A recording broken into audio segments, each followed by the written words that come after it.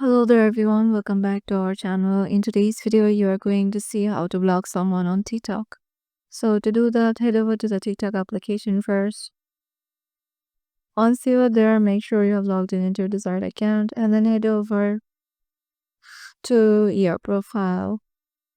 And then let's just say I'm going to go to this option and go to their profile and tapping on their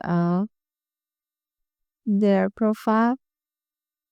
And in here, you'll find this drop down box. Tap it in here. And if you can't find the option, tap on the arrow on the top right. Now you'll find the option of block. Tap on block. Here, tap on block again.